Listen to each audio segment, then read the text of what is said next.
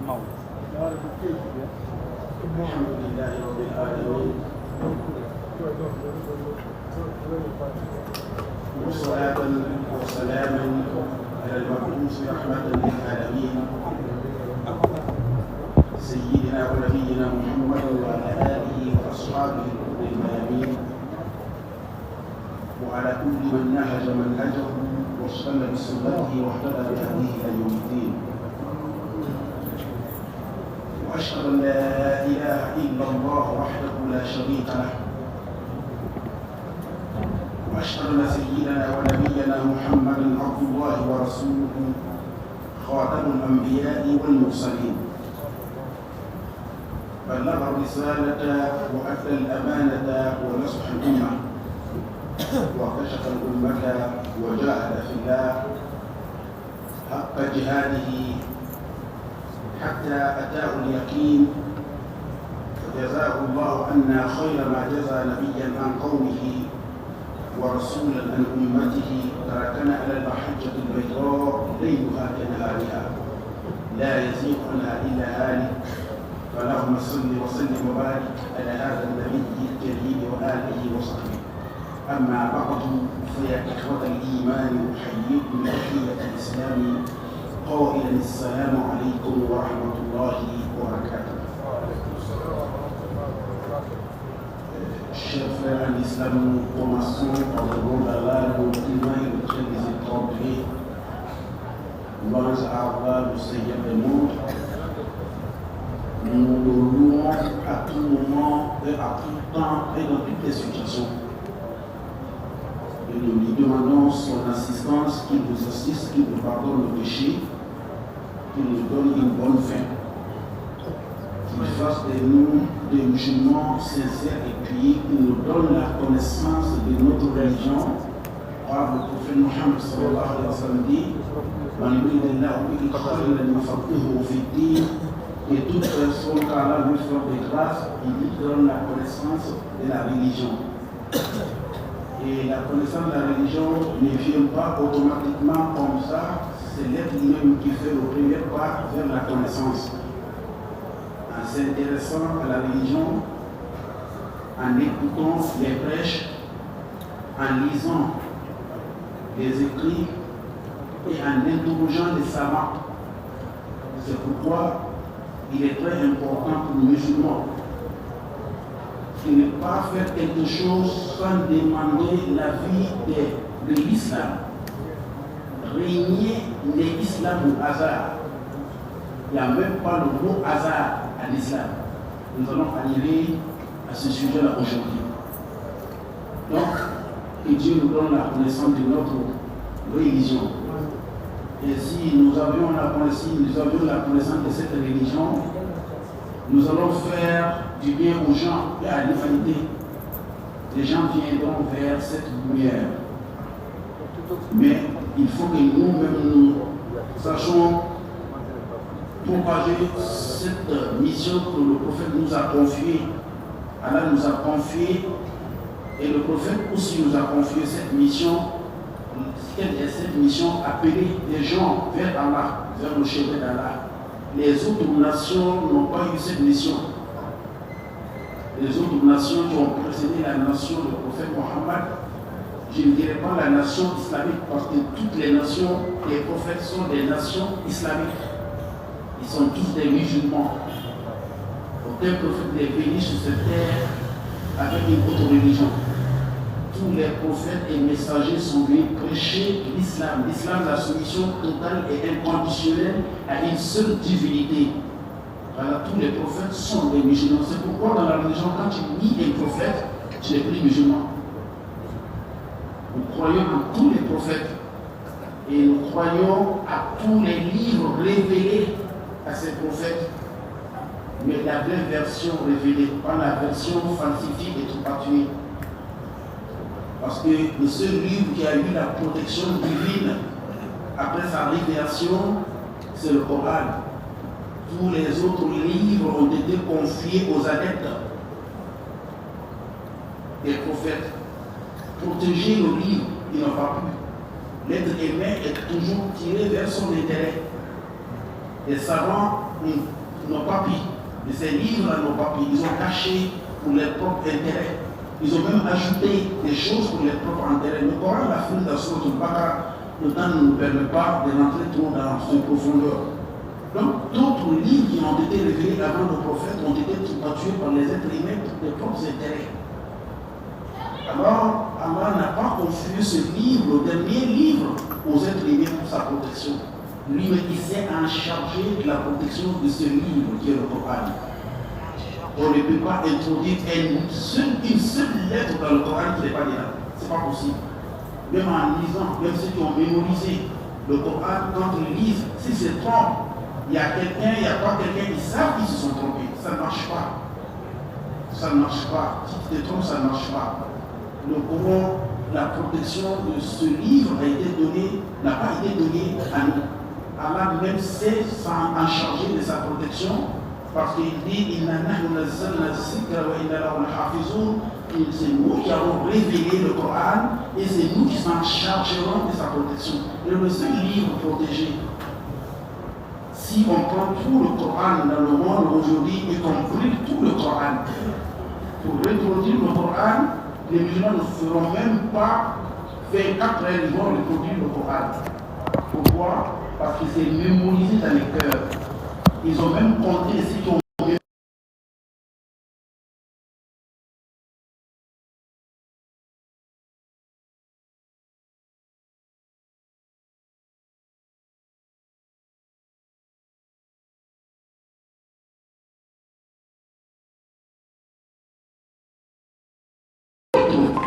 J'ai été dans un village Peul au Mali en 93 quand je faisais la tournée de Dawa en 93, un petit village. Mais ils m'ont dit, Oustaz, dans ce village-là, il y a 120 personnes qui ont mémorisé le Coran. 120 personnes. Ils m'ont montré un jeune même qui n'est pas complet, qui est handicapé mental. Il n'est pas tellement fou, mais il est handicapé mental. Il s'arrête, il s'adosse au mur, il te ramène tous les versets Coran sans se faire. Il a mémorisé le Coran. Donc ce livre est protégé par Allah, le Coran. Ça a été protégé par Allah. Mais dans ce Coran, Allah nous a confié une mission qui n'a pas donné ça aux adeptes des autres prophètes. Il nous a confié quoi?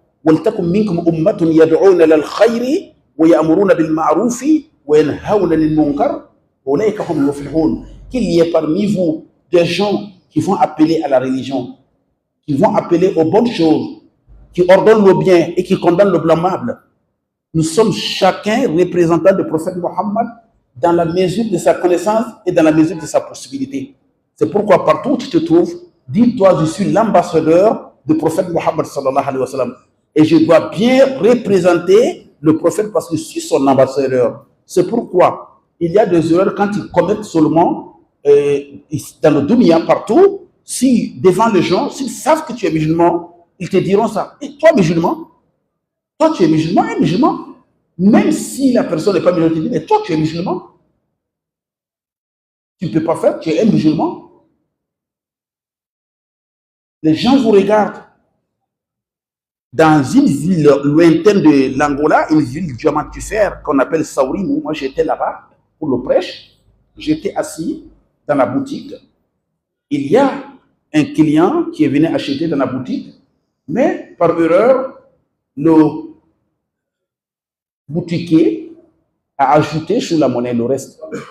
Mais quand il est parti, loin, un musulman, il est revenu, il a remis la monnaie, il a dit, oui, vous êtes trompé.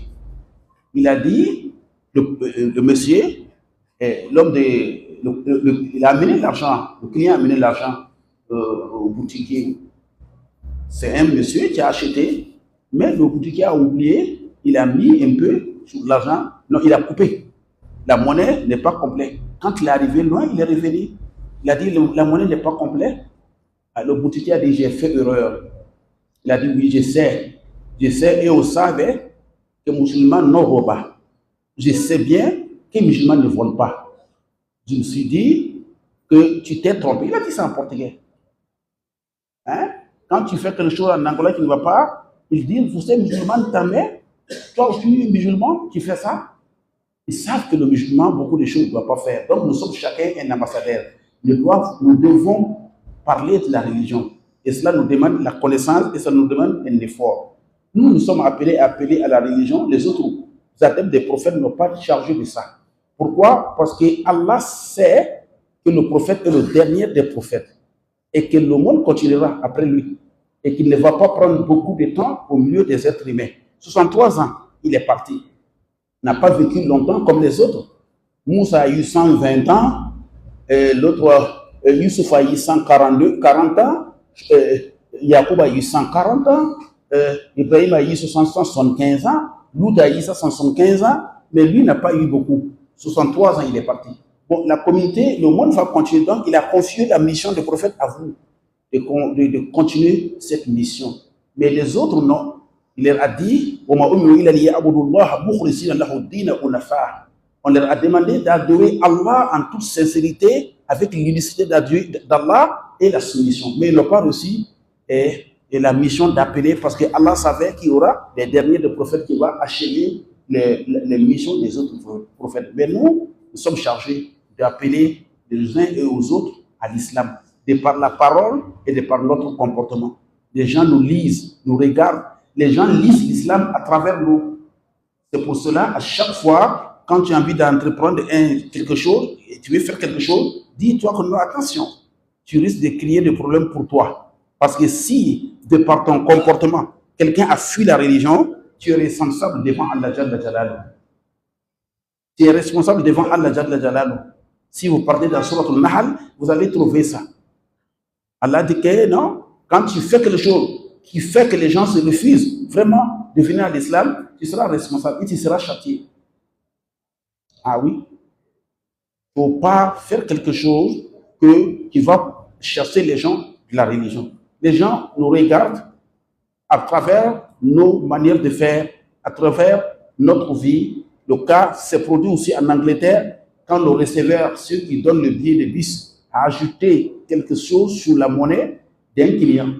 Et le client est musulman. Après, le client est venu pour dire que vraiment, vous avez ajouté quelque chose sur ma monnaie. Il a dit non, j'ai fait ça par esprit. Parce que je vous connais. Vous n'êtes pas imam dans telle mosquée. Il a dit oui, je suis imam. Non, j'ai fait ça par esprit. Alors, si tu n'avais pas ramené ma monnaie, j'allais vous classer. Mais comme tu m'as ramené ma monnaie, je pourrais bien parler maintenant de l'islam. Alors, l'imam est descendu de bus, il a pleuré. Il a dit à cause des petits zitons, là, j'allais aller dans l'enfer parce que si j'avais bouffé ça, le jeune là allait refuser même de parler aux musulmans, il allait gaspiller le nom des musulmans partout. Donc, faites attention, vous êtes chacun d'entre vous un ambassadeur. Chacun d'entre vous représente le prophète Mohammed sallallahu alayhi wa sallam. Tout comportement que tu fais, les autres te regardent. Ah, lui-même il est musulman, lui-même il est musulman. Donc, faites attention. Donc, nous allons toucher à un sujet qui est très important. Mais combien de fois on ne fait pas attention? Vous savez, la langue que nous avons là peut nous amener dans des lieux qui ne sont pas souhaitables. Dans le dunya, même dans l'akhira, il faut contrôler les paroles. Il y a des paroles qui ne se disent pas dans un pays. Pas du tout. Il y a des propos, quand tu dis dans un pays, on t'arrête totalement. Parce que tu as offensé l'État, tu as offensé la Constitution, tu as offensé. Il y a des lois pour ça. Quand tu manques de respect à un haut responsable du pays, on peut te poursuivre. Il y a des paroles, tu ne peux pas dire ça à l'encontre d'un haut responsable du pays. Voilà, c'est des lois comme ça, ils sont pas dans toutes les lois. Ils peuvent te poursuivre. Dans la religion aussi, il y a des paroles que le musulman ne peut pas dire. Parce que ces paroles offensent Allah Jalla Jalaluhu. Il offense Allah, il attaque Allah direct, sans se rendre compte. C'est pourquoi le prophète dit dans un hadith qui a été rapporté par Bukhari. Et l'hadith a été reporté par Bukhari et Abu Huraira a dit cet hadith. Cet hadith c'est quoi? Innal abda, le serviteur, l'être humain, liyatakallam bi kalimatin min ridwanillah. Tu peux dire des paroles, une petite parole, une seule parole, qui est dans la bonté, qui est dans la satisfaction d'Allah, que Allah aime, et toi-même tu ne considères pas que tu as bien parlé, et cette parole-là te soulève en grade chez Allah. Et puis tu peux parler aussi d'une parole qui provoque la colère d'Allah. Allah se fâche contre toi. Mais la parole que tu as dit, Toi, tu dis que c'est simple. Mais cette parole que tu as dit là, c'est considéré chez Allah et cette parole t'amène dans l'enfer. C'est pour ça que l'islam nous éduque et nous dit, dites comme ça, ne dites pas comme ça. Donc, ce sont ces paroles-là que nous allons essayer de traiter ensemble aujourd'hui. Je commence d'abord par Inch'Allah. Inch'Allah peut t'amener au paradis comme Inch'Allah peut t'amener à l'enfer. Inch'Allah veut dire s'il plaît à Dieu. Et il y a la différence entre Inch'Allah et Bi'iznillah. Les deux sont dits dans le Coran, mais ils n'ont pas le même sens. Quand ils sont dit Bi'iznillah, فَهَزَمُوهُمْ بِإِذْنِ وَقَتْلَ دَاوُودَ جَالُوتَ. Comme من فئة قليلة غلبت فئة كثيرة بإذن الله. Ici, le Coran parle de Jalout. فَهَزَمُوهُمْ بِإِذْنِ اللَّهِ وَقَتْلَ دَاوُودَ جَالُوتَ.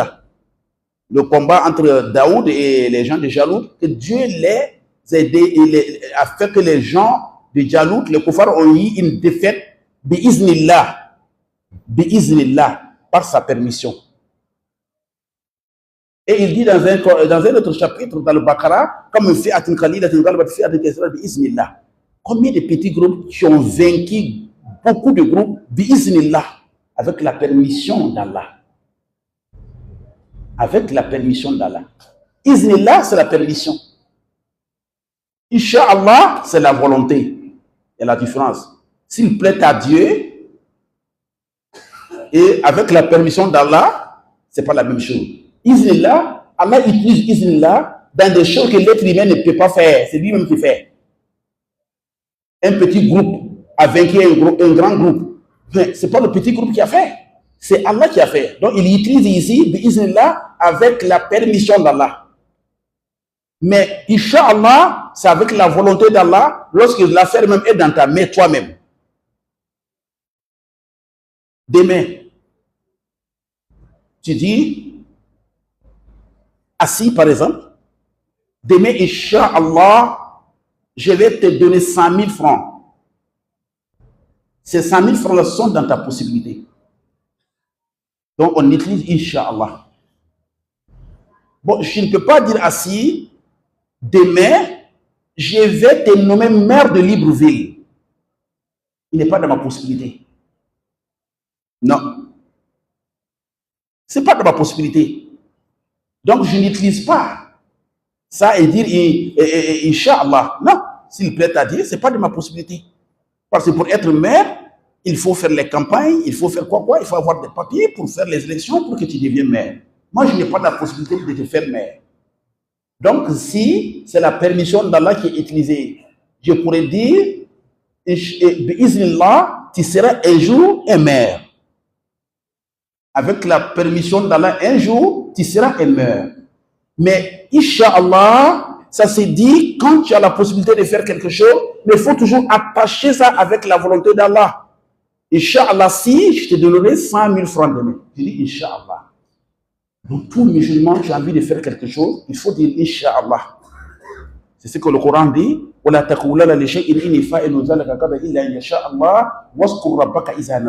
Ne dites pas que je vais faire ça demain sans dire Inch'Allah. Mais là où le péché vient, d'Inch'Allah, et qui te soulève en grade dans les péchés, jusqu'à tu atteins la grade de l'hypocrisie. La grade la plus élevée dans l'armée, c'est quoi? C'est le général d'armée. 5 étoiles. C'est la grade la plus élevée. Après ça, tu deviens maréchal. Ça, c'est une nomination. La grade la plus élevée, tu deviens général avec 5 étoiles. Inch'Allah, là, dans certains cas, ça te soulève des grades de première classe de l'armée. Il t'amène jusqu'à la grade de général d'armée dans les péchés. Il te soulève dans le péché, tu étais à première classe dans le péché, il t'amène jusqu'au général d'armée dans le péché. Le général d'armée dans le péché en islam, c'est quoi? Être hypocrite.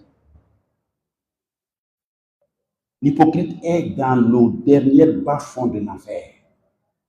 Tu n'aimes pas l'hypocrisie. Non, ça ne marche pas avec Allah. L'hypocrisie, c'est entre nous.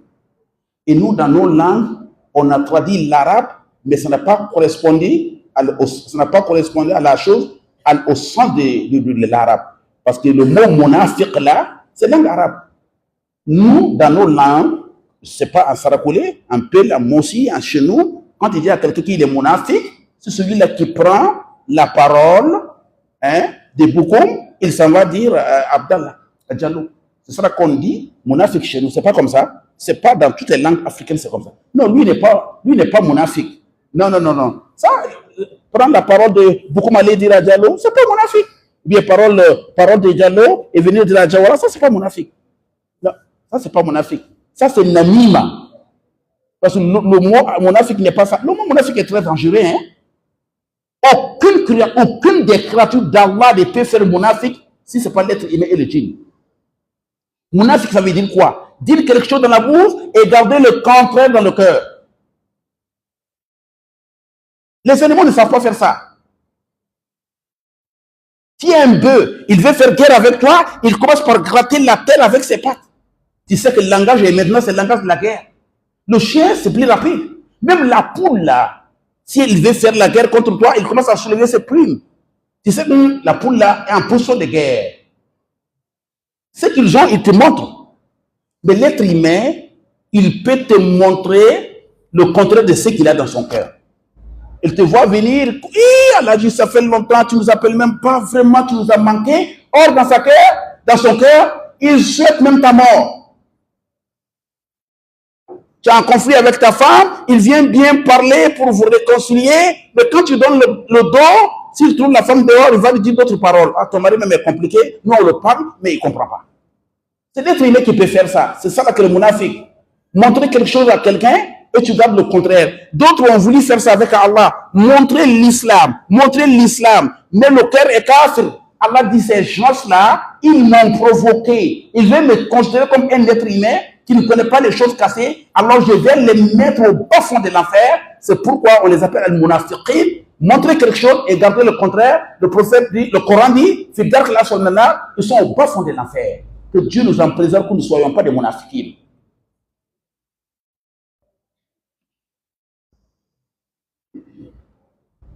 Et Dieu a parlé les signes des munafiqin. Il a dit quand il parle, il ment. Quand il donne la promesse, il n'honore pas. Quand il fait bagarre avec toi, il mange sur toi. Et c'est le signe des munafiqin. Mais c'est quel genre de munafiqin? C'est le comportement. Le munafiqin où Allah va mettre dans le bas de l'enfer, c'est eux qui ont dit dans leur langue, ils sont musulmans, mais ils sont contre Allah, ils sont contre le prophète. Mais les comportements mensonges, ils ne respectent pas ces promesses, ça c'est le comportement des munafiqin. Mais ceux qui auront au bas de l'enfer, c'est ceux-là qui ont montré l'islam, mais ils ne sont pas musulmans. Mais ceux qui ont le bon comportement des munafiqin, ils vont être châtiés s'ils ne se repentissent pas avant la mort. Donc, Inch'Allah, tu soulèves en grade dans les péchés jusqu'à tu vas atteindre la grade de général d'armée dans le péché. Grade de général d'armée dans le péché, c'est être munafiq. Donc, Inch'Allah, quand est-ce qu'il t'amène là-bas? Lorsque tu dis Inch'Allah, et dans ton cœur, tu ne veux pas le faire. S'il me dit, oh, Oustaz, vraiment aide-moi avec 100 000 francs demain parce que j'ai besoin de ça pour résoudre un problème qui est très crucial. Aide-moi avec 100 000 francs. Dans mon cœur, je ne vais pas donner. Moi-même, j'ai cette intention. Il dit, bon, j'ai compris. Inch'Allah. Voilà. La guerre, c'est ici entre toi et Dieu. Donc, donner quelque chose à ton frère comme aide, c'est ça que Dieu aime. Tu ne refuses pas ça. Dieu nous dit de faire ça. Aider tes frères qui ont besoin d'aide. Il faut les aider et Dieu va te récompenser dans tout et dans l'akhira. Mais comme tu as dit que Inch'Allah, ce qui veut dire, toi tu vas aider, ça dépend de la volonté de Dieu. Comment Dieu va refuser quelque chose que lui me l'a demandé de faire? Tu as pris Dieu en témoin. Tu dis, je vais donner ça, Inch'Allah, alors que tu ne vas pas donner. Donc tu accuses Allah. Si je n'ai pas donné l'argent assis, non, je voulais donner, mais Dieu n'a pas voulu. Non, Dieu veut ça. Mais depuis le départ, je dis, Inch'Allah, dans mon cœur, je ne vais pas faire. Ça t'amène jusqu'au nifaq. Ça t'amène jusqu'à l'hypocrisie. Et Yom al-Qiyamah, c'est chaud pour toi si tu ne te repentisses pas. Donc, chose que tu ne peux pas faire, il faut dire directement à la personne, vraiment, je ne pourrais pas faire. Mais il ne faut pas dire, Inch'Allah. Et c'est beaucoup dans nos paroles. Et nous-mêmes, nous attendons des gens dire comme ça. Qui peut faire ça? Il est en train de nous emmerder. Mais pourtant, tu lui as dit que tu vas faire Inch'Allah. Tu as pris Allah en témoin. Il ne fallait pas dire Inch'Allah. Il fallait dire tout simplement, vraiment, ce temps-là, je ne pourrais pas. Ou bien je ne pourrais pas tout court. Mais ne dis pas Inch'Allah. Quand tu dis Inch'Allah, dans une affaire, or que dans ton cœur, tu ne vas pas le faire, ça t'amène à l'hypocrisie. Si tu ne peux pas faire, il ne faut pas dire Inch'Allah. Voilà une des paroles que nous disons toujours et qu'il faut faire beaucoup d'attention. Deuxième des paroles, c'est rentrer comme nous-mêmes, on ne connaît pas le français. Moi qui vous parle là, je n'ai pas été à l'école française. Bon, j'ai toujours des problèmes en français, même si j'arrive à parler pour que les gens comprennent, mais moi je n'ai pas été à l'école française. Papa voulait me mettre à l'école française, son petit frère a dit non. Il ne va pas à l'école française parce que lui, il était un tchorno qui enseigne le Coran. Les gens étaient là, le petit frère. La famille, les petits frères, souvent, ils prennent des décisions. On dit, papa, les gens viennent dire au papa, tu es chef, ton enfant doit donner l'exemple. Papa a voulu, mais mon oncle dit non. Je me rappelle, papa est venu dans la classe, j'étais avec son aide de camp. Ils ont dit au monsieur, bon, je veux que l'enfant n'apprenne pas. Parce que mon oncle dit non. Je veux qu'il apprenne le Coran. Donc moi, je n'ai pas appris le français. Mais je me suis débrouillé avec les amis, avec certaines personnes. Donc le français que nous parlons, nous, en Afrique, on ne comprend même pas. On dit des mots qu'on ne connaît pas le sens. Ceux qui ont fait des études là, et ils comprennent. Et ils ont fait, mon frère est là, Alaï Moussa. Alaï Moussa, c'est vous, la langue française, c'est vous qui comprenez. Nous, on ne comprend pas. Et ils comprennent et ils ont appris. Ils ont appris le français, ils comprennent le français. Nous, on comprend. J'ai dit ça souvent à nos gendarmes ici. S'ils se fâchent, et beaucoup m'appellent là, tu as fait ce qu'il a dit, non. Il faut nous en vouloir. Nous, on a appris l'école coranique là. Nous, on ne comprend pas français. Si vous nous traitez comme ceux qui ont été à l'école là, on va toujours faire guerre avec nous. On ne comprend même pas. On parle, on se comprend. Mais français que vous voulez que nous on parle là, on ne comprend pas. Donc, il y a beaucoup de mots que nous disons, nous, en français, bon, on ne comprend pas. On parle ça comme ça. C'est pourquoi les gens disent souvent par hasard. Il n'y a pas hasard à l'islam. Diado, c'est dangereux, mot hasard. C'est les blancs qui ont amené ça. Par hasard, il m'a vu. Il ne t'a pas vu par hasard. Tout est calculé avant la création du monde. Le Coran dit ça. Tout est programmé. Quand vous prenez ce verset, par exemple, tout est programmé. Inna kulla shay'in khalaqnahu biqadarin. Notre rencontre, c'est programmé. Tout ce qui arrive, il n'y a pas hasard. Oh, regardez le ciel, regardez les étoiles, regardez la lune, regardez la pluie, le vent. C'est pas hasard. Non, c'est pas hasard. Mon ami Imam Dramé, qui est mort, le grand imam de l'Angola, Paix à son âme, qui est mort. On s'est retrouvé en Égypte en 79, étant étudiant.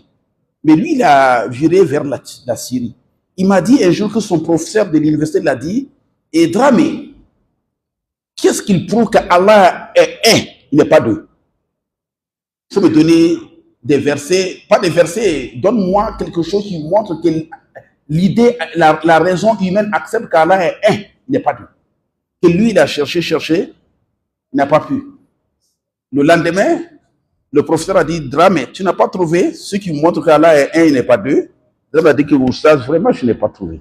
Il a dit, bon, je vais te montrer. Il a dit, regardez le soleil, la chaleur du soleil. 6000 volts la chaleur extérieure. 6000 volts. Nous, avec les 250 volts de courant, vous voyez comment il nous fait. 6000 volts la chaleur extérieure du soleil.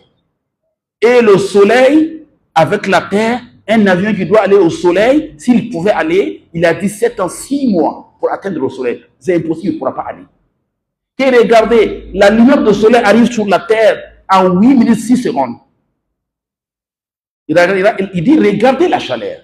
Si c'est un Dieu qui a créé le soleil et un autre Dieu avait créé les êtres humains, comment ça allait être? Lui qui a créé le soleil, il ne va pas tenir compte de la température que nous, les êtres humains, vont supporter. Parce que c'est un autre Dieu qui a créé les êtres humains. Lui, il a créé son soleil. Toi, tu as créé tes êtres humains.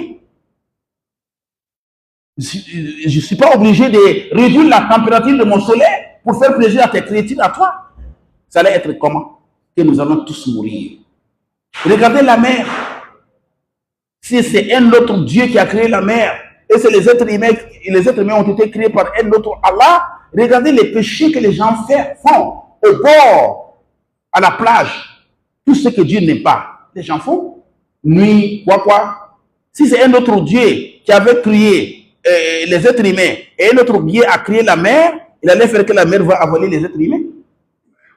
Il a dit, le signe qu'Allah a élu, la diversité des créatures. C'est différent. Mais tout est calculé. Allah a tout calculé. C'est pourquoi il a tout calculé. Et sa décision, c'est comme fermer les yeux et ouvrir. Donc, il n'y a pas hasard. Tout est programmé. Ah, on s'est rencontrés par hasard? Non. Dis, Allah a fait qu'on s'est rencontrés. Ah, je me suis traité plusieurs fois dans les hôpitaux, ça n'a pas marché. Par hasard, quelqu'un m'a dit qu'il y a un monsieur qui soigne qui s'appelle Diallo par hasard. Je suis allé chez Diallo, il m'a donné le médicament et Dieu merci, par hasard. Et non, ce n'est pas par hasard. C'est Allah qui t'a dirigé vers Diallo à travers d'autres personnes, à travers une personne. Hasard là, il n'y a pas ça. Ça ne peut pas être hasard. Mais je ne dis pas hasard. C'est une expression qui n'est pas islamique. Dieu a voulu que ça soit comme ça. Dieu a voulu que ça soit comme ça. Parce que tout est contrôlé par Allah. Dieu a voulu. Mais il y a des choses que toi-même te provoques et Dieu te l'accorde. Il t'a dit ça aussi. Il y a des choses que toi-même te provoques et Dieu te donne. Tu ne veux pas aller à la prison, il ne faut pas voler. Il ne faut pas escroquer. Si tu voles, tu escroques, finalement tu vas partir en prison. Toi-même, tu as suivi ça. Il a montré des chemins. Quand tu suis, ça termine par là. Donc, le mot par hasard, nous disons en islam, Dieu a voulu. Le destin a voulu. Nous, on ne dit pas hasard. Ça, c'est l'une des phrases qu'il faut bannir de nos paroles. Et troisièmement, on va toucher, on l'a accompagné dans sa dernière demeure. Quand quelqu'un meurt, c'est ça qu'on attend. Même en Bambara, on dit, ah, au travail, la kasson labana. En islam, le cadre n'est pas dernière demeure. Parce que si ça devient dernière demeure, en ce moment, il n'y a pas Yom al-Qiyamah. Si c'est là-bas, c'est le dernier demeure. Donc, le dernier demeure, c'est le paradis ou l'enfer que Dieu nous donne le paradis, qui nous préserve de l'enfer. Qui nous préserve de l'enfer. C'est lui seul qui peut nous préserver de l'enfer. Et c'est lui seul qui peut nous donner le paradis. On fait un effort dans la mesure de notre possibilité. Mais le paradis, accès au paradis, c'est par sa volonté. C'est par sa volonté.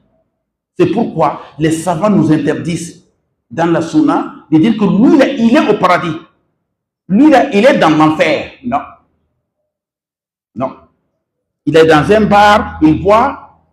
Il n'est pas dans l'enfer d'abord. Tu ne peux pas faire ce décret. Tu ne peux pas. L'être humain ne peut pas. C'est interdit même dans l'islam. Et il a été dit dans Haqida Tahawiyya, ألا نثبت دخول الجنة لأحد مع ما كان صلاؤه وتقواه ما لم يثبت له رسول الله صلى الله عليه وسلم ولا نثبت دخول النار لأحد مع ما كان خطيئته ما لم يثبت له رسول الله صلى الله عليه وسلم ولكن نرجو للمحسنين وندعو للمصلحين. C'est ce qu'on nous enseigne dans les universités. C'est nous qui changeons le débat après et puis on crée des problèmes au sein de la communauté. Il a été dit qu'il ne faut pas garantir l'accès du paradis à quelqu'un, même s'il est bien n'importe comment, tant que le prophète n'a pas dit ça. Il ne faut pas aussi garantir l'accès de l'enfer dans Jahannam pour quelqu'un, quel qu'en soit ses péchés, si ce n'est pas le prophète qui a dit. Mais nous, notre devoir, si un bon musulman meurt, nous espérons le paradis pour lui. Mais quand un musulman qui fait beaucoup de péchés, il meurt, on prie Allah qu'Allah le pardonne et qu'Allah lui donne le paradis. C'est ça là qu'on apprend. On ne sommes pas là, c'est pas notre devoir, on ne peut pas. Partager les biens de l'enfer et les biens de paradis. Non. Non. Ça, c'est dans la connaissance secrète d'Allah. Il y a des gens, quand tu les vois, ils sont bien. Mais en bas, il y a quelque chose qui n'est pas bien. Il y a des gens qui tu vois, ils sont mauvais. Peut-être à la fin, ils seront bien. Donc, c'est ça. L'accès au paradis, l'accès à l'enfer, personne ne le sait. Ce n'est pas Allah Jalla Jalaluhu. Mais nous faisons des bonnes choses. Et nous espérons, Inch'Allah, par le pardon d'Allah, nous irons au paradis. Qu'Allah fasse que nous soyons au paradis. Donc, il n'y a pas hasard. On a fini avec ça. Demeure, ce n'est pas dernière demeure. C'est le débit d'une autre vie. Si vous voulez, c'est la garde à vie pour attendre le Yom al-Qiyamah. Mais quand la mort arrive, ton Qiyamah a commencé. Si c'est le paradis, vous êtes dans le paradis, qu'Allah fasse que nous soyons comme ça par sa grâce. Qu'Allah nous épargne de l'enfer. Si c'est mauvais, c'est aussi mauvais le jour de ta mort. Mais le jugement derrière, nous avons, chacun va aller là où il doit aller, qu'Allah nous donne le paradis. Donc c'est le paradis qui est la dernière demeure, ou l'enfer, qu'Allah nous en préserve. Bon, nous ne disons pas dans notre islam, si quelqu'un est mort, on l'a envoyé dans son corps, on dit il a été envoyé dans sa dernière demeure. Non. Il a été enterré. Et nous n'avons pas en islam des mausolées. Nous avons le cap. Mausolée, on n'a pas ça en islam. Construire sous le cabre, et ça devient une maison, non, on n'a pas ça. Le prophète dit de faire en sorte que la cabre soit là, comme la terre. Vous avez été à la mer, ceux qui ont été à la mer, ils ont vu Bakia. Ça marche avec la terre. Même Cabre Ousmane Bourafal, beaucoup de gens ne savent pas, mais nous on connaît, parce que nous on a été là-bas, du fait qu'on parle la langue. Ça y est, quand tu vois le Cabre d'Ousmane Bourafal, tu sais que c'est terre à terre. Mais les gens, les savants n'acceptent pas de montrer les cabres là. Parce que d'autres, même si on avait montré les cabres des Sahaba à tout le monde, il y a des gens même qui vont refuser de faire le pèlerinage. Ils vont rester à côté des cabres pour faire des prières là-bas. Donc, ils ont fait en sorte qu'on ne voit pas. Mais ceux qui sont autochtones, ils connaissent les koubours. Celui-là, c'est le cabre de Oumar, celui Oumar est dans la mosquée. Celui-là, c'est le cabre de Ousmane. Celui-là, c'est le cabre de Aïcha.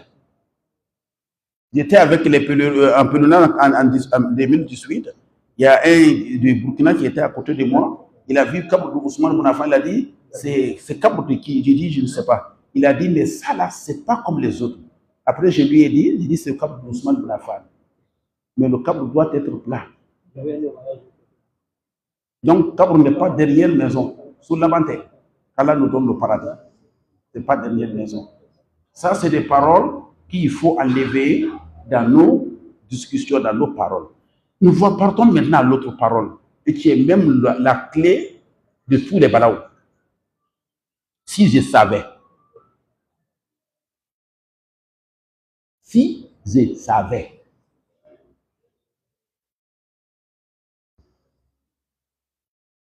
le prophète dit que si ça va là, ça ouvre la porte pour le shaitan. Quelle qu'en soit ton intelligence, tu ne peux pas connaître tout. Si quelque chose arrive, tu as mis quelque chose, un projet, tu t'es investi, ça n'a pas réussi, il y a eu un fiasco, il y a eu un défaite, dis seulement Inna lillahi wa inna ilayhi raji'un. Dieu n'a pas voulu. Inna lillahi wa inna ilayhi raji'un, Allahumma ajurni fi musibati wa akhlif li khayran minha. Ça, c'est une parole qui est très précieuse. Même d'autres prophètes n'ont pas eu cette parole-là que vous. C'est vous, la communauté du prophète Mohammed, qui a dit ça. Inna lillahi wa inna ilayhi raji'un. Tout ce qui t'arrive et qui ne te plaît pas, tu dis ça. Un jour, le prophète est assis avec notre maman Aïcha. La lampe là, la lampe tempête au village là, c'était à l'époque, la lampe tempête. Les jeunes gens ne connaissent pas. Mais nous qui sommes des villageois, moi, Jawara, Bari, on connaît. Le papa aussi connaît. C'est la messe comme ça qu'on met dans l'huile. La lampe tempête. J'ai vu ça avec ma maman dans le village. Si le vent arrive, ça s'éteint. Le vent est venu, fouf, la lampe s'est éteinte. Le prophète est assis à côté de notre maman Aïcha. Le prophète a dit, Inna lillahi wa inna ilayhi raji'un. Notre maman Aïcha a dit, prophète, même la lampe aussi, tu dis Inna lillahi wa inna ilayhi raji'un. Il a dit, Aïcha, tout ce qui fait mal à l'être humain, tu dis Inna lillahi wa inna ilayhi raji'un. Tu voulais prendre ton verre pour boire, le verre est tombé, c'est caché. Inna lillahi wa inna ilayhi raji'un. Si j'avais, le prophète dit que ça ouvre la porte devant le shaitan. Et nous avons un comportement, il faut qu'on arrête ça. Diallo vient, que Dieu le préserve. Il vient nous dire, ah, vous êtes Djibo, Bari, Yawara, ce qui m'est arrivé aujourd'hui, c'est pas possible. J'ai pris un taxi, j'avais mon argent avec moi, les 5 millions, je devrais aller à la banque. J'ai 5 millions avec moi, il y avait dans le châssis, hein, avec mon portable iPhone. J'ai oublié ça dans le taxi, le taximan n'a pas accepté de prendre mon téléphone. Oh, pourquoi tu as fait ça? Dans ce moment, aujourd'hui, toi-même, tu sais que l'argent est difficile. Pourquoi tu n'as pas appelé Barry qui a venu te prendre? Tu t'en vas prendre taxi. Pourquoi? On ne fait pas ça comme ça? Vraiment, toi aussi, tu me décourages. Ça, c'est quoi? Quelqu'un est dans l'angoisse et toi, tu es en train de le chicoter encore. Ou bien ça ne vous arrive pas? J'ai oublié mon paradis, les choses de mon portable. Je suis allé faire le téléphone, j'ai oublié mon portable. Oh, tu ne dois pas faire ça. Je suis allé faire, comment on dit, dépôt, j'ai oublié mon téléphone. Non, toi aussi. Non, comment tu peux faire des trucs comme ça? Oh, j'ai pris le taxi, j'étais avec mon argent, j'ai déposé. Ils vont t'accuser. Ils vont graver le problème. Non, c'est pas comme ça. L'islam nous enseigne que tout ce qui arrive comme le bien, que toi, ou bien le mal, c'est Dieu. On doit l'aider. S'il doit se fâcher, s'il a commencé à avoir l'angoisse, on dit non, ça, il ne faut pas faire ça. C'est Dieu qui a voulu. Toi, tu ne peux pas être intelligent. Dieu a voulu ça. Que Dieu nous renforce, que Dieu fasse qu'il y ait du bien. C'est ça là qui est très important. Et c'est pourquoi le prophète dit, quand devant une perte de l'argent, ou bien devant après un drame, il ne faut pas dire si j'avais, si je faisais, si j'avais. Moi, tout dépend d'Allah. Moi, j'étais en provenant de l'Angola. Je suis arrivé à Lomé. Je vais à l'aéroport, parce que j'ai fait une petite escale dans la ville de Lomé. Je vais à l'aéroport maintenant pour prendre l'avion pour aller au Burkina. J'ai mis 450 000 francs dans Soussette. L'heure de la prière est arrivée à l'aéroport. Je dis, il y a une mosquée. On m'a dit que dehors, il y a un coin comme ça, les gens prient. Je sors, je prends la bénédiction, j'enlève le Soussette là. L'argent est tombé. Il y a 450 000 francs. J'ai fini de porter mes chaussettes. Je vais rentrer dans la mosquée pour prier. Voilà un monsieur qui m'appelle. Il dit, Aladji. Il dit oui. Il dit, viens. Tu as perdu ton argent. Je t'ai vu, quand tu as enlevé chaussettes là, l'argent est tombé. Ça fait 450 000 francs. Wallahi, le monsieur là. Il est pauvre. En voyant ses habits, même, il n'est pas quelqu'un qui a la situation. Mais il m'a donné. Donc, quand quelqu'un dit, si tu as vu, j'ai volé, c'est la pauvreté, c'est pas vrai. Tu étais prêt pour voler. Wallah, il m'a donné l'argent là. Et moi, j'ai enlevé pour lui. Il dit, il ne voulait pas, j'ai dit non, prends ça. Il m'a donné les 400 000. Mais Dieu a voulu que ça tombe. Et Dieu a voulu que ça coïncide aussi avec une bonne personne. Ce n'est pas l'intelligence. Donc, quand quelqu'un, tu as un problème, il ne faut pas dire si. Non. Tu as travaillé avec un monsieur, il t'a trahi. Si. Oui, la trahison est venue parce qu'il a voulu te trahir. Si. Le si, là, ça te fatigue. Si j'avais. Le prophète dit là où. Ça veut dire en arabe là où. Si j'avais. Et ça ouvre la porte de Shaitan. Ah, toi-même, tu sais que le monsieur n'est pas bon. Tu es mon ami. Tu ne m'as pas dit. Tu m'as vu avec lui. Tu ne m'as pas dit. Donc, tu es contre. Ça ouvre la porte. Si quelque chose t'arrive dans l'islam, qui te donne la tristesse, tu as perdu quelque chose, même tu as perdu un parent, il faut dire Inna lillahi wa inna ilayhi raji'un. Le prophète a dit que quand quelqu'un dit ça, avec le doigt, Allahumma ajurni fi musibati, wa khlif li khayran minha, il a dit Allah va récompenser ça avec une chose qui est plus supérieure que ce que tu as perdu. Hadith, elle a dit ça, il y avait une femme qui était assise, j'ai entendu Hadith là. La femme là s'appelle Ayman. Il a entendu l'Hadith. Le prophète disait ça aux gens. Tout mauvais qui t'arrive, et tu dis Inna lillahi wa inna ilayhi raji'un, Allahumma ajirni fi musibati wa akhlif li khayran minha, et Dieu il va te hein?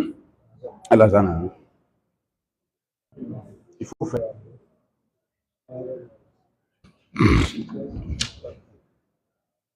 Allahu Akbar, Allahu Akbar, Allahu Akbar.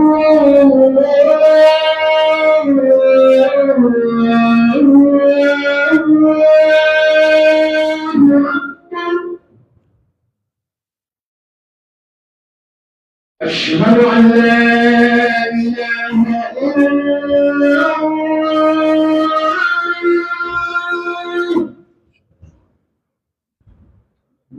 أشهد أن لا إله إلا الله.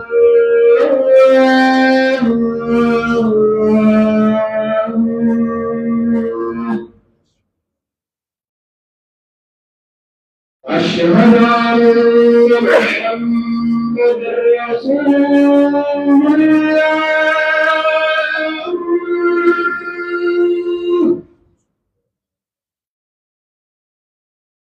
أشهد أن محمد رسول الله.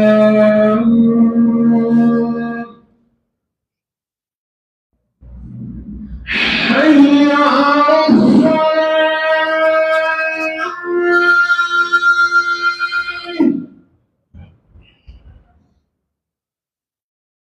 حي على حي على الفلاح.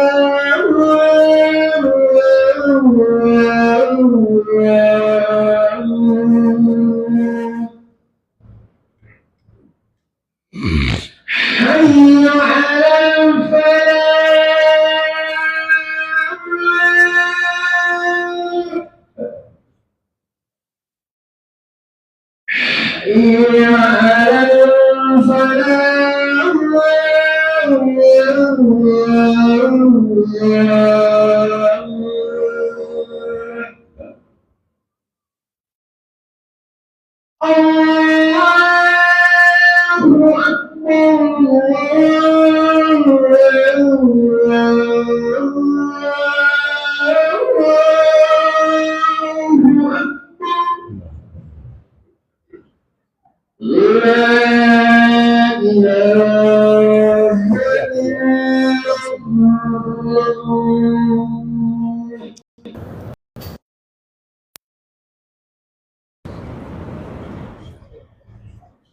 Donc, la femme a entendu cet hadith.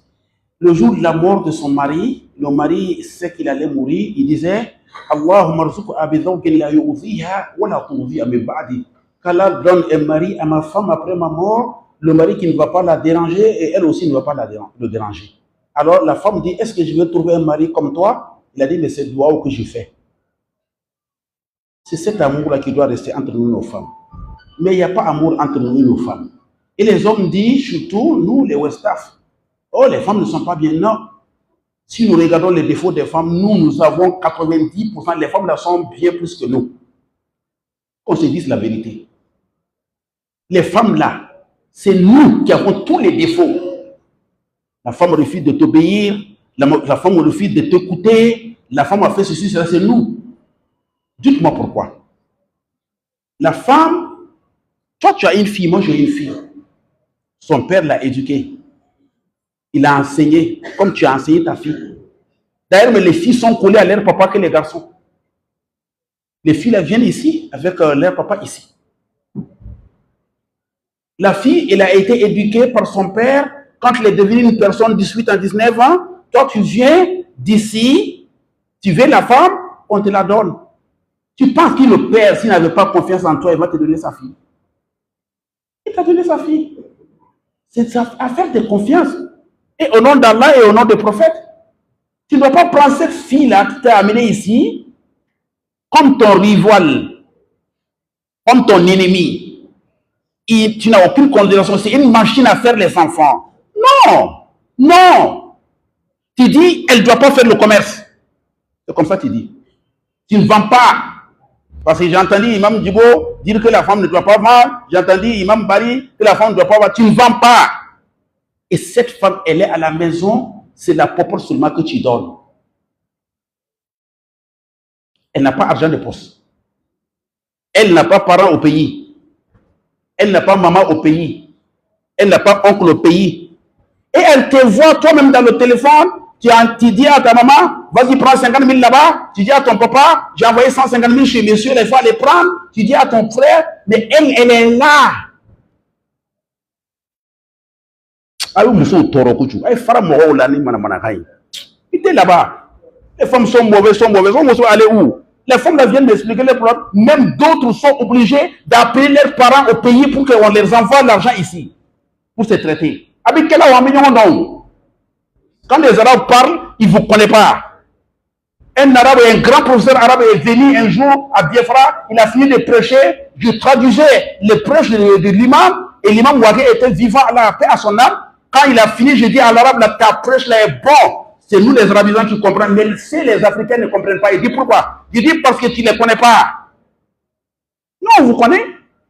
Toi, tu envoies à tes parents, tu envoies à ta maman. Celle-là, elle est garée à la maison, elle n'a pas le droit de travailler. Elle n'a pas le droit de sortir. Même le petit commerce devant la porte, tu dis que c'est interdit. Il ne peut pas vendre Yahoo, c'est interdit. Mais tu n'as pas le courage de la donner, même dans un mois, voilà 50 000 francs. Toi aussi, tu vas envoyer ça à tes parents. Pourquoi pas 100 000 francs? Tu vas envoyer ça à tes parents. Tu n'as pas l'argent, les femmes font parion. Parion, ce n'est pas haram. Ah, il faut rentrer dans parion, au niveau de comme ça, je vais te donner un peu que tu paies. Toi aussi, tu prends ça, tu envoies ça à tes parents. C'est mauvais ça. Bon, la maman est au pays, le papa est au pays. Il sait que Gabon, ici, il y a l'argent. Elle n'a pas l'argent. Elle dit, ah, ma fille, je suis là, je dois aller voir mes yeux. Mais ton père, tu sais, il n'a pas d'argent. Ton frère ne travaille pas. Ah, je veux de l'argent pour aller voir mes yeux. Il te dit, ah, papa, maman est malade. Ah, frère Moro, là, nous, on a plus de problèmes. On n'a même pas fini de payer les maisons d'abord. Toi, tu ne veux pas. Est-ce que toi, tu es sérieux? Wallah, tu es sérieux. Allah, on te flatte. Tes dépenses bizarres que tu fais dehors pour chercher le nom là, Dieu ne regardait pas. Le prophète Mohammed a dit, sallallahu alayhi wa sallam, khayrukum, khayrukum li ahli, wa ana khayrukum li ahli. Il a dit, le meilleur d'entre vous, c'est celui-là qui est bien avec son épouse. Et moi, je suis bien avec mon épouse. Mais ce n'est pas ton ennemi. Moi, je suis là-bas, ils viennent me voir. Les femmes viennent me voir. Wallahi, d'autres viennent avec leur ordonnance ici. Wallahi, c'est leurs parents qui envoient de l'argent pour acheter le médicament. Wallahi. Ils envoient téléphone au pays pour envoyer de l'argent. Tu sais qu'avoir l'argent au pays, c'est difficile. Mais toi, tu es comment? Tu ne sais pas que l'argent que tu donnes à la femme, c'est sadaqa? Tu ne sais pas que quand tu as cette banane dehors, tu as cette la viande grillée dehors, tu vas à la maison avec madame, vous mangez. Dieu écrit sa sadaqa. Tu ne sais pas que dans ça, Allah va amener baraka dans ton argent. Tu te fais comme Pharaon. Jusqu'à la femme a peur de toi. On ne dit pas de dire tous les secrets à la femme. Ce qui est entre moi et Diawara, Diawara n'a pas besoin de dire ça à sa femme. Mais il y a des choses qui concernent la famille. Diawara doit consulter sa femme. Et la femme doit dire son point de vue. Et le point de vue de cette femme doit être pris en considération. Nous, ici, on arrive même à donner nos filles à des mariages sans parler à la maman. Vrai ou faux? Hein? Elle n'a pas le droit de parler. Ah, moi, j'ai décidé de donner ça à mon neveu, c'est fini. Tu n'as pas de parole. Allah, tu n'as rien compris dans la religion. Vas-y apprendre. Là, tu ne consultes pas la femme. Tu ne consultes pas la femme comment? La femme est la première école de l'être humain. Ta maman, c'est elle qui t'enseigne d'abord. Dis comme ça, marche pas. La maman, c'est pourquoi ta mère, là, il n'y a pas. C'est elle qui t'apprend. Tu ne consultes pas femme. Toi, tu es supérieur que femme. Mais le prophète a consulté ses épouses. Il y a eu un problème grave. C'est une femme qui a donné la solution au prophète. Umrah. Les gens des Mecques ont interdit. Il dit, il ne vient pas à Umrah. Les Koufars, ils étaient forts ce jour-là. Ils ont eu à faire des choses. Ils ont même fait des conventions, des accords. Donc, parmi les accords, alors quand un kafir fit chez nous pour venir chez toi à Médine, tu dois le retourner. Le prophète dit oui. Mais quand un musulman qui est venu avec toi à Médine fit vers nous, nous on ne le retourne pas. D'accord? Le prophète dit d'accord. Mais les Sahaba n'ont rien compris. Mais comme lui, il ne travaillait pas que par la révélation, c'était ça qui était la meilleure des accords. Parce que le kafir qui fit pour venir à la Mecque, à Médine, et que le prophète le retourne pour amener à la Mecque, ce kafir vient enseigner encore l'islam. Ils ont fait tous les accords. Maintenant, il a dit aux gens, comme le pèlerinage, le petit pèlerinage là, il y a eu ce problème, on va retourner. Que tout le monde se rase, et puis on va arrêter d'aller pour éviter le fitna. L'an prochain, on va finir. Les Sahaba, c'était difficile avec eux. Nous sommes sur la vérité. Ils sont des gens, des mecs comme nous. Pourquoi ils peuvent nous empêcher de ne pas venir faire le petit pèlerinage? Le prophète dit, rasez-vous. Ils étaient vraiment lourds. C'était une diffusion difficile. Le prophète a vu, qu'est-ce qu'il doit faire? Il a demandé le point de vie de son épouse, Afsa, notre maman. Il a dit, ah, ils refusent de se raser parce qu'ils sont déterminés. Il a dit, ya Rasulallah, c'est simple. Comme tu as dit de raser, ils sont très lourds par la foi est grande. Ils voient qu'on a fait trop d'injustice, c'est pourquoi ils sont encore lourds. Ils n'arrivent pas à faire ça vite vite. La solution, c'est quoi? Tu sors devant eux tous, toi-même tu te rases la tête et tu rentres. Le prophète est sorti, les Sahaba sont là, il a rasé sa tête. Et quand il est rentré, tout le monde a rasé la tête. Bah, tu vas aller avec qui? Sous la direction de qui? Parce qu'il a rasé la tête, ce qui veut dire qu'il ne va plus aller. Toi, tu vas aller comment? Tout le monde a rasé sa tête tout de suite. Ça, c'est le conseil d'une femme. Consultez la femme. Il y a des choses, il faut demander son point de vue. Il ne faut pas la traiter comme ça. Elle n'a pas le droit à la parole. Toi, tu envoies des centaines de mille francs à ton papa, à ta maman. Elle, sa maman est là-bas, son père est là-bas, pauvre. Tu sais qu'ils sont pauvres, tu les connais. Elle n'a rien pour envoyer. Elle ne va pas se révolter contre toi comment? Elle va se révolter. Que Dieu nous pardonne. Que Dieu fasse de nous des musulmans sincères et pieux, qu'il pardonne nos péchés, qu'il nous mette sur la bonne voie. Et d'ailleurs, même les droits même des femmes et des hommes, on ne peut pas dire ça. Vous les hommes là, vous avez 13 droits sur les femmes ont 23 droits sur vous. Allah. Que Dieu nous pardonne. Que Dieu nous pardonne. Que Dieu nous donne une longue vie de santé et bonheur. Qu'Allah nous donne une bonne fin. Qu'il pardonne nos morts. Sallallahu ala nabiyyina Muhammad wa alihi wa sallam wa akhiru da'wana. Alhamdulillah rabbil alamin. On est à dimanche prochain, Inch'Allah.